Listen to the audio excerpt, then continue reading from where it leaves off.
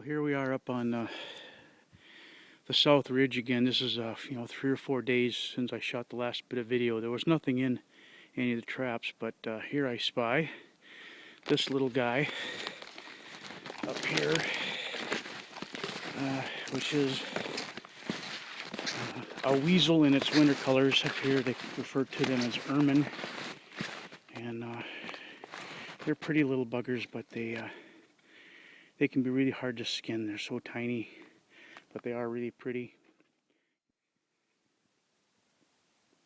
And speaking of trapping, here's a very old trapline cabin that's been kind of consumed by trees.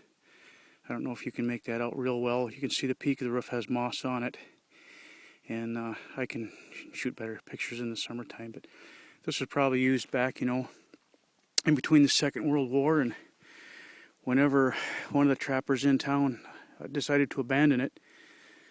It's about, just big enough to crawl into, and there's a little Yukon stove in there that's all rusted out and a few chunks of wood. It's kind of cool. I don't know how well you're going to see these, but we have, down at the creek here, we have some brown bear tracks leading along the creek. And up here, just over this way, we have another set. So it's probably, undoubtedly a sow with a cub, because as I leave the creek, a gravel bar here, they merge back through here and join together. So we got a sow with the cub that moved through. All you need to gather water up here in Alaska is a good water jug, a pack frame, long johns, and sneakers.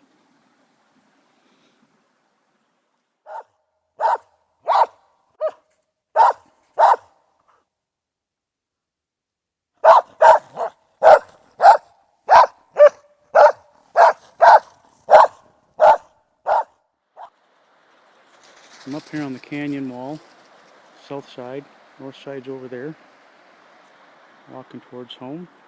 My dog just decided to show up. These things right here will be blueberries someday.